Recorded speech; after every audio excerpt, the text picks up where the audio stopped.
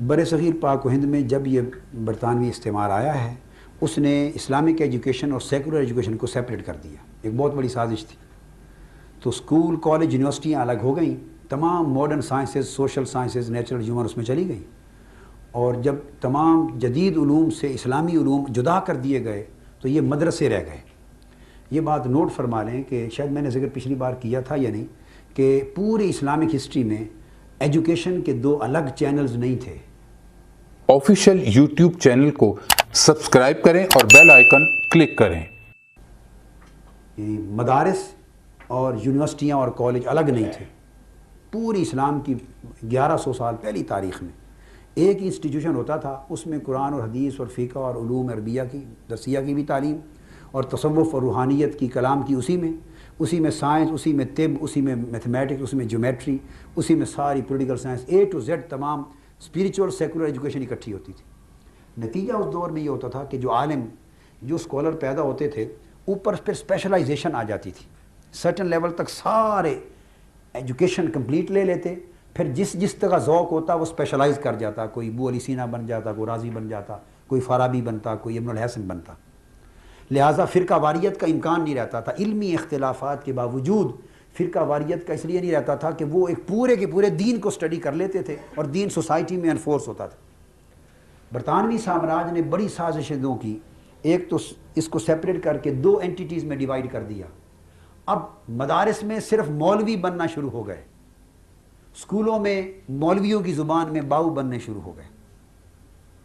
نتیجہ کیا ہوا کہ اب اسکول کالج یونیورسٹی کے پورے چینل میں دین کی تعلیم سوائے اس اسلامیات کے تھوڑی سی قاعدوں کے کورس کے جو آپ کو ہمارے پڑھائے جاتے ہیں اس کے سوا دین کی کسی کو خبر نہیں.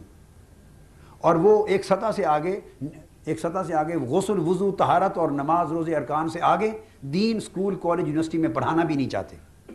بالکل اتنا ہی رہے, صرف غسل وضو کا ہی دین رہے. اور مدارس میں جب ساری ماڈرن سائنسز نکل گئیں نصاب میں سے تو وہاں صرف عبادت, نکاح, طلاق اور مسائل کے سوا اور عقائد کے سوا کوئی چیز پڑھانے کی نہ رہی. وہاں وہ فقہ پڑھتے ہیں تو اس میں عبادات, اطاعت, معاملات اور نکاح طلاق کے مسائل اور وراثت سے آگے اتنا زیادہ ڈیپتھ نہیں جاتی ان کی.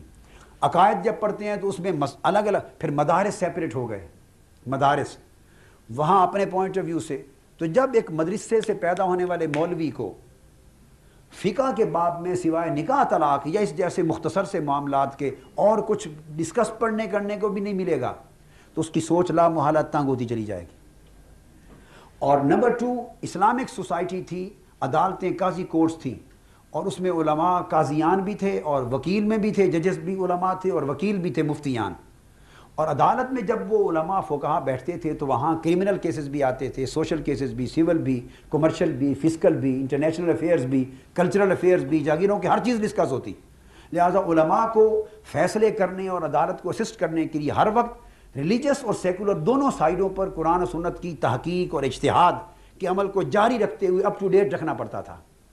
جب سوسائٹی کو نظام کو سیکولر کر دیا, اس میں دین اور شریعت کی انفورسمنٹ نہ رہی, تو اس کا مطلب اب مولوی کے پاس تو صرف مولوی صاحب میں نے 3 اکٹھی طلاقیں دے دی ہیں, ہوئی یا نہیں. مولوی کے پاس تو صرف یہ طلاق کا مسئلہ ہی پوچھنے کے لیے رہ گیا. نماز کا مسئلہ, اذان کا مسئلہ, وراثت کا مسئلہ. اب جو مسائل پوچھنے کے لیے کوئی مولوی کے پاس جائے گا اس مولوی نے انہی کتابوں کو سٹڈی کرنا, اس سے آگے اس کا دین بند ہو گیا, سٹڈی نہیں رہی, تحرک اور اس کا ایوولوشن رک گیا. اور سیکنڈلی چونکہ سوسائٹی سے یعنی ایکٹیو سسٹم سے کٹ آف ہو گیا, جو ایوولوشن آف دی لائف ہے کٹ آف ہو گیا, لہٰذا مولوی 300 سال پیچھے کھڑا ہوا ہے ہماری سوسائٹی کا, اور سوسائٹی 300 سال آگے پہنچ چکی ہے. نتیجہ یہ ہے کہ اب جب وہ مولانا صاحب مدارس سے جب پیدا ہوتے ہیں, گلا تو گھونٹ دیا اہل مدرسہ نے تیرا, کہاں سے آئے صدا لا الہ الا اللہ. اب جب وہ بیک گراؤنڈ آئے گی ان کی, ہماری سوسائٹی میں پڑھے لکھے گھرانے کا کوئی شخص اپنے بچے کو دین کی تعلیم کے لیے نہیں بھیجتا. جو تیسرے درجے کے خاندان معاذ اللہ سمجھے جاتے ہیں, معاذ اللہ, غریب لوگ, وہ اپنے بچوں کو بھیجتے, اور وہ بھی غریب بھی اپنے بچوں سے اس کو بھیجتے ہیں جو بالکل کسی کام کا نہ ہو, دکان کھولنے کے قابل بھی جو نہ ہو, اس کو دین سمجھنے کے لیے مدرسے بھیجیں. آپ ذرا فیملی بیک گراؤنڈ بھی ملاحظہ فرما لیں. اس کا پھر جینیٹک انجینئرنگ بھی ایک فن ہے, آج سائنس میں سبجیکٹ ہے, اس کے جینز میں کتنی قابلیت ہوگی وہ جینیٹک انہیریٹنس جو پائی ہے وہ بھی دیکھ لیں. پھر مدرسے میں آیا, 10 سال مدرسے میں زکاتیں کھا کے وہ پلا, جمعرات کی روٹیاں کھا کے پلا, اور رسید بک لے کے چندے اور قربانی کی کھالیں جمع کرتا رہا. 10 سال اس ماحول میں آیا, کہاں سے تھا, پہنچا کہاں, تعلیم تربیت کس ماحول میں ہوئی, اور جب یہاں سے پڑھ کے نکلا تو سوسائٹی میں پھر آگے کوئی جگہ نہیں سوائے مسجد کی امامت کے. وہاں مسجد کی امامت میں جو کمیٹی محلے کی بنی ہوئی ہے وہ مولوی صاحب اس کا ذاتی کمیٹی کا ملازم ہے, اور کمیٹی میں بھی جو آدمی زیادہ چندہ دینے والا چودھری صاحب ہے وہ اس کا ذاتی ملازم ہے. اب اس مرضی سے ہٹ کے کہہ نہیں سکتا. تو اوورآل جو پوری کی پوری لائف ایک جس عالم نے آگے دینا تھا وہ تو یہ پسماندہ بن گئی. پسماندہ ذہن, پسماندہ ماحول, پسماندہ تعلیم اور پسماندہ چانسز معلوم, سوائے اب وہ نور بشر کے جھگڑوں کے اور حاضر ناظر ہے یا نہیں, میلاد کریں یا نہ کریں, یہ حرام ہے یہ حلال ہے, ہاتھ چھوڑیں یا باندھیں, رفع یدین کریں نہ کریں, یہ کافر ہیں یہ مشرک, تو وہ انہی میں جنگ نہیں کرے گا تو اور کیا کرے گا, اس کے پاس اور میدان ہی کوئی نہیں علم کی جولانیاں اور جولانی طبع آزمانے کو. اگر وہ سیاسی علوم اس کے پاس ہوتے, اکنامک کے علوم اور ڈیولپمنٹ اس کے پاس ہوتی, کلچر کی ڈیولپمنٹ ہوتی, وہ طب پڑھ رہا ہوتا, وہ سائنس پڑھتا, وہ میڈیکل پڑھتا, وہ اکنامکس پڑھتا, وہ فزکس پڑھتا, ایسٹرو فزکس پڑھتا, اسٹرانومی پڑھتا, تو اس کا ایک آئی کیو اور اس کا جو کنسیپٹ ہے وہ بڑا وسیع ہو جاتا, تو پھر وہ خود بخود اس میں سے نکل جاتا. تو میں سمجھتا ہوں تمام ایفرٹس کے باوجود, یہ میرا نچوڑ ہے میرے مشاہدے کا, 2 چیزوں کے بغیر اتحاد امت کا نہیں ہو سکتا جب تک ہم سسٹم آف ایجوکیشن چینج نہیں کریں گے. یہ مدرسے جو ہیں جب تک یہ تعلیم کے بڑے اونچے سطح کے مدارس نہیں بنتے اور جو سیکولر ایجوکیشن کو اور ان کو ملا کے قریب نہیں لاتے جب تک, تاکہ دوئی ختم نہیں ہوتی, تاکہ انہیں دین سمجھنے کا موقع ملے اور دینی لوگوں کو دنیا سمجھنے کا موقع ملے.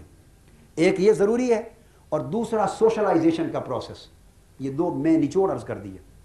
مدارس میں ایک دوسرے کو اس طرح سمجھتے ہیں یہ مختلف مکاتب فقہ کے لوگ جیسے کوئی ہندو اور سکھ اور یہودی اور عیسائی ہیں, بلکہ ان کے اندر ان مذہبی جماعتوں اور طبقات میں اندر اوپر اتحاد کے نعرے لگانے والے. میں نے تو 4 سال پولیٹیکل لائف میں بھی انٹر ہو کے وہ ایکسپیرینس کیے ہیں جو پوری زندگی میں نہ تھے اور نہ کبھی ہونے تھے, اور میں اس نچوڑ پر پہنچا ہوں. لوگ کہتے ہیں نا مذہبی دینی جماعتیں متحد ہوں, تو میں آپ کو پچھلے الحمرہ میں نے برملا کہا, میں اس نتیجے پر پہنچا ہوں اور میں اللہ کو گواہ بنا کے آپ کو سچائی پر مبنی نچوڑ بتا رہا ہوں کہ ان کے اندر قدورتوں اور اختلافات کی انتہا یہ ہے کہ اگر یہ آپس میں الیکشن پر کھڑے ہوں اور مقابلے میں ہندو اور سکھ کھڑا ہو تو یہ اندر سے ہندو اور سکھ کو ووٹ دیں گے, ایک دوسرے کو نہیں دیں گے. اتنی نفرتیں اور قدورتیں ان کے اندر ہیں.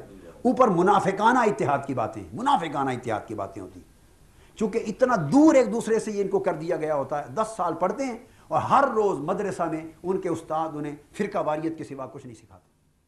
اتحاد کہاں سے آئے؟